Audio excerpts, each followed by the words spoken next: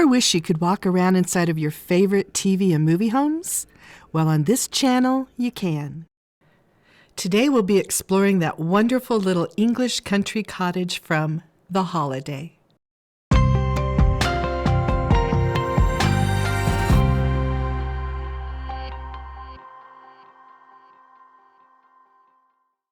Hi, I'm Marina Coates. I have a degree in architecture and an obsession with set design. Welcome to Behind the Scenes, where we get up close and personal with all your favorite TV and movie homes. Today we'll be exploring the cottage from the movie The Holiday. We'll see all of the main floor, including the entry, the living room, the kitchen, the den, and even the mudroom. Let's get started. We'll begin with an overhead view to help us get our bearings. This is the entry. The stairs are here, with a little window here, and a bathroom tucked underneath. This is the living room, with 2 seating areas. The kitchen is on this side of the home. The den is here, with a mudroom off to the side here. The exterior. The exterior of this home looks so incredibly authentic. I was shocked to discover that the shell of the home was actually built on site in a field in Surrey, England. Surprisingly, it only took 2 weeks to construct. The director-writer Nancy Meyers couldn't find a real-life home that fit what she had envisioned for this film, so she had one built to her precise specifications. Although tourists often search for it, sadly, it was taken down after filming was completed. I got a lot of these images from a site called hookedonhouses.net. The creator has so much fun information about this movie home. If you want to know more, check out her site. I'll put the link below. As for the interior of the home, it was built and filmed on a soundstage in California. I know. I was sad to discover this information too. But hats off to the crew that made the set look so real and authentic. The entryway. The entry has a unique hall tree with a mirror, coat hooks, and a place for shoes and umbrellas.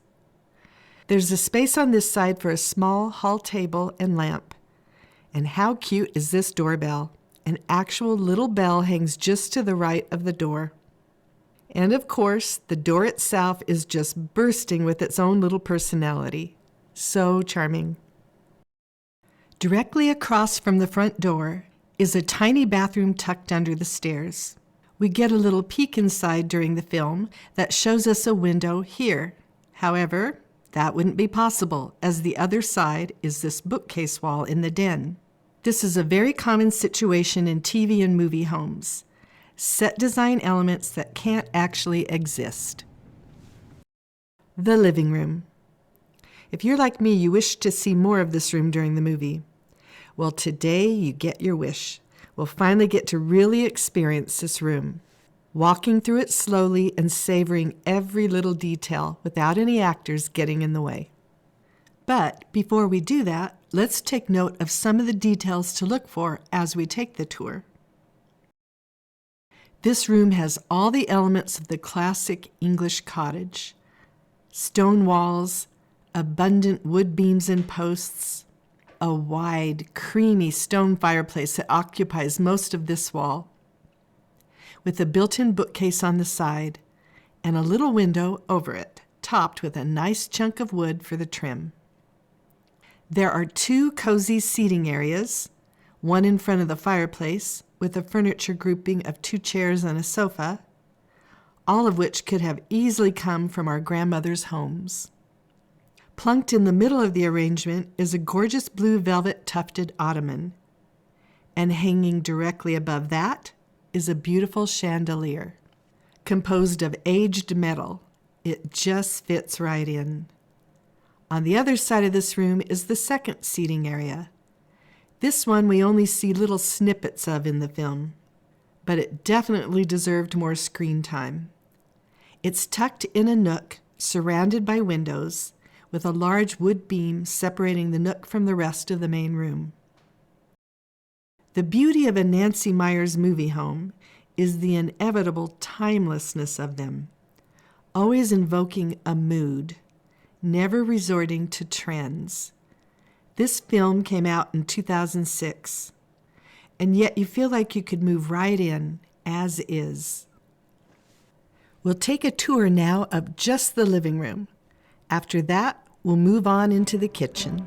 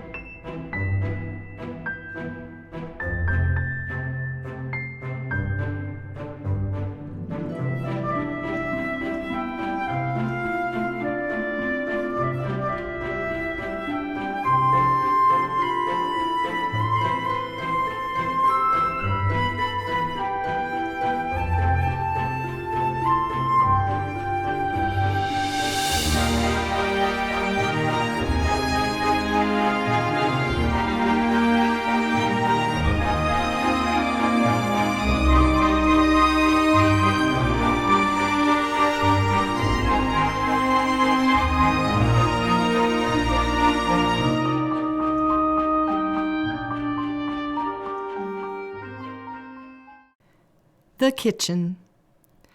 Oh my goodness, there is so much to love about this little kitchen. Well, actually, it's not such a little kitchen. It comes in at 272 square feet on its own. There's a round wooden table in the middle here. Behind that is another dreamy fireplace with shelves above it lined with beautiful blue and white dishes. In between the fireplace and the small stove is a tiny, narrow storage cabinet. I love the blue color chosen for the kitchen cabinets and the soft black angled sink. The pantry is a tall, narrow metal shelving unit that fits snugly up against the fridge. Notice all of the personal photos that Iris, the owner of the cottage, has on the fridge. It perfectly fits her character's personality. As we move around the room, we see a china hutch here with more blue and white pottery and dishes. The door to the den is next. On this side of the entrance to the den is a wall of colorful paintings. And finally, there's a cart with shelves above it that serves as a sort of mini bar. The actual production designer is Jon Hutman, a frequent collaborator with Nancy Meyers, who's always heavily involved in the design process of all of her films. I discovered that Jon Hutman doesn't just work on movie homes. You can actually hire him to design your home. I'll include a link to his website below. Let's take a spin around the kitchen now before we head into the den.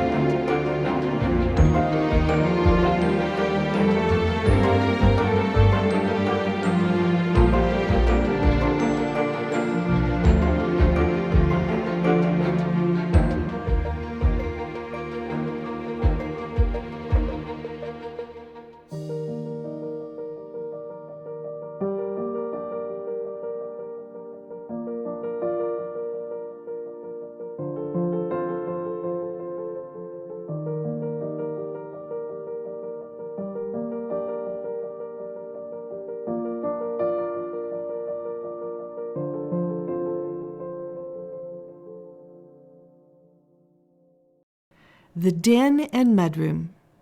The den is another room that didn't get enough attention in the film. It has an intriguing ceiling, and it's pitched, since it was meant to represent a later addition to the original home. The way we can tell this is in the details they stayed true to. These walls are stone since they are meant to be the original exterior wall of the home. And these are not, since they're the addition that would have been added later on if this was a real home. There's beadboard between the ceiling beams. The bookcases are floor to ceiling and work their way around doorways using all the space. Very cool. We see a door here, but on the exterior, there's a window there instead. This is very common on TV and movie homes. Rarely do the exteriors and interiors completely line up. Just past the den through this opening is the mudroom. We can see it here on the back of the house from when they were building the exterior shell of the home. We never got to see this view in the film, nor did we get to see the inside of the mudroom. But of course, today you will get to see it, and we'll even get to peek through the window under the stairs to the other side of the home. Remember this window on the stairs? It would look directly into this mudroom, which is part of the addition we talked about earlier. We'll tour the den and mudroom now. Next up, a tour of the entire main floor.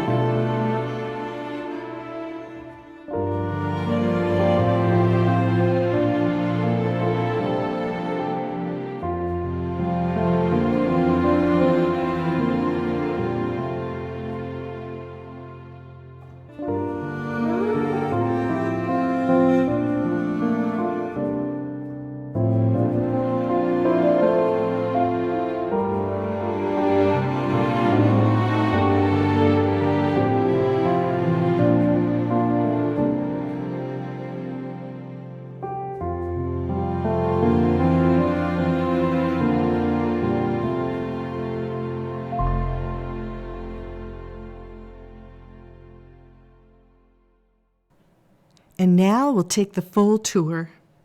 At the end, I'll show you the total square feet of the home, so make your guesses now and see how close you get. In an interview on Hollywood Reporter, Nancy Meyers, who is the writer and director of the film, was asked about her trademark hands-on approach, where she oversees every facet of the design from the furniture to the drapes to even the fruit on the table in the kitchen. She said if you've spent a chunk of your life writing a character and someone puts them in the wrong clothes or in a bed with sheets you know she would never own, it's like somebody has added dialogue into the scene. Sometimes you pick up more from what you're seeing than hearing. When that much forethought goes into the design of a set, it's no wonder why we are so affected by the atmosphere created there. How can you not fall in love with a Nancy Meyers movie home? So what is it about these homes that draws us in and makes them so memorable? You've heard Nancy Meyers describing how it helps flesh out the characters. Production designer Jon Hutman added his own insight into the process. He said, The sets that I create for a movie tell the story of the characters whose lives unfold within them. I use the same principles when I design residential and commercial interiors. How does the space make you feel? And what story do you want it to tell? I love to gather reference pictures as inspiration. Sometimes I discover a specific detail, sometimes just a mood. The goal of the design process is to transform a generic or outdated space around you into who you are and how you want to live today.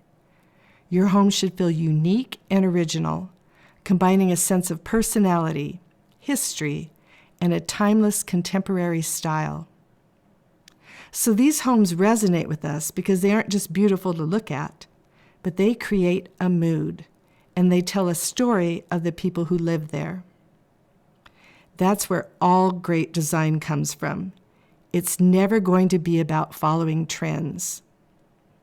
All great design is personal. When we walk inside of these classic movie homes, we feel something. Never mind that the story is fictional, and the house, it doesn't matter. The feelings and the characters and the stories still ring true. These homes are never just structures. They're receptacles of thoughts and impressions and memories. And that is much more than the sum of wood and plaster and stone. And that is why I keep bringing these tours to you.